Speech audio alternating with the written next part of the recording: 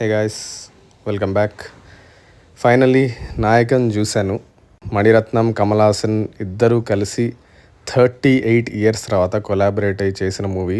1987లో నాయకన్ చేశారు ఇద్దరు. ఆ తర్వాత వాళ్ళిద్దరు కొలాబరేషన్లో వచ్చిన మూవీ ఇదే.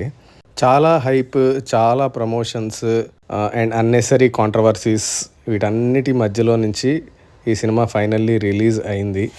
సినిమా ఎలా ఉంది అంటే, మణిరత్నం సినిమాలంటే బేసిక్గా నాకు చాలా ఇష్టం. సో రావణ్ 3 సార్లు చూశాను నేను, నవాబ్ చూశాను, పొన్నియిన్ సెల్వన్ కూడా చాలామందికి నచ్చలేదు, బట్ నాకు చాలా బాగా నచ్చాయి. సో అట్లాంటిది ఈ సినిమా ఎలా ఉంది అని అంటే, డీసెంట్ వాచ్.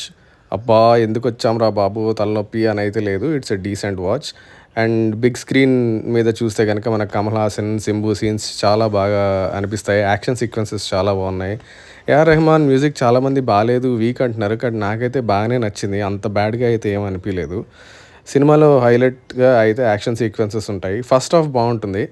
కమల్ హాసన్, సింబు చిన్నప్పుడు కమల్ హాసన్ ఒక షూట్అవుట్ నుంచి కాపాడుతాడు. అక్కడి నుంచి వాళ్ళ రిలేషన్ క్యారీ అవుతుంది. సో ట్రైలర్లో చూపించింది స్టోరీ బేసిక్గా. సో వాళ్ళ బాండ్ అలా డెవలప్ అవుతూ ఉంటుంది. ఒక పాయింట్ తర్వాత ఒక పవర్ స్ట్రగుల్ వస్తుంది, వేరే ఎలిమెంట్స్ ఇన్వాల్వ్ అవుతాయి. సో వాళ్ళు థ్రెటన్ చేస్తారు అండ్ డిఫరెన్సెస్ వస్తాయి. ఆ తర్వాత షింబుకి, కమల్ హాసన్కి మధ్యలో కొన్ని సీక్వెన్సెస్ ఉంటాయి, అవి చాలా చాలా బాగుంటాయి. అండ్ కొన్ని ఎమోషనల్ సెంటిమెంటల్ సీక్వెన్సెస్ ఉంటాయి, అవి చాలా చాలా వర్కౌట్ అవుతాయి. బాగా అనిపించింది నాకైతే. ఆ సినిమాలో అన్ని సాంగ్స్ అయితే మూవీలో ఉండవు. జింగుచ సాంగ్ ఉంటుంది, అది దాని ప్లేస్మెంట్ బాగానే ఉంటుంది, బాగా అనిపిస్తుంది. సినిమాటోగ్రఫీ బాగుంది. ఫస్ట్ హాఫ్ అయితే సినిమాలో నాకు బాగా అనిపించింది. సెకండ్ హాఫ్ కొంచెం స్లోగా ల్యాగ్గా వెళ్ళిపోతూ ఉంటుంది. మనకి ఫస్ట్ హాఫ్లో ఉన్నంత గ్రిప్ సెకండ్ హాఫ్లో ఉండదు. అందుకని కొంచెం సడన్గా బోరింగ్ అనిపిస్తుంది మూవీ. అండ్ వేరే కాస్ట్ గురించి మాట్లాడుకోవాలంటే జోజు జార్జ్ బాగా చేశారు. ఆయనది ఒక రైల్వే స్టేషన్లో ఒక సీక్వెన్స్ వస్తుంది అక్కడ, అది చాలా బాగా అనిపించింది నాకు. ఇంకేముంది, రొటీన్ స్టోరీ.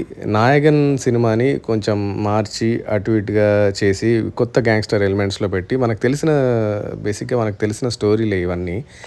సో ఆ సినిమాని కొంచెం అటు ఇటుగా మార్చి ఈ సినిమాగా చేశారు. బట్ ఓకే, స్టోరీస్ మ్యాక్సిమం ఎప్పుడు అలాగే ఉన్నాయి, ఎలా ప్రజెంట్ చేస్తారు అనేదే కదా మనకు కొత్తదనంలో మనకు ప్రతిసారి నచ్చేది. స్టోరీలు అన్నీ పాతవే, అన్నీ ఒకటేలాగే ఉంటాయి. సో అది ఎలా ప్రజెంట్ చేస్తారు, ఎలా ఉంటుంది అనేదే కదా సినిమా మనం చూసేది. సో ఆ లెవెల్లో చూస్తే ఇట్స్ అ డీసెంట్ వాచ్. ఈ వీకెండ్ థియేటర్కి వెళ్ళి చూసి ఎంజాయ్ చేస్తారని అనుకుంటున్నా. That's it for the review. Thank you guys, bye bye.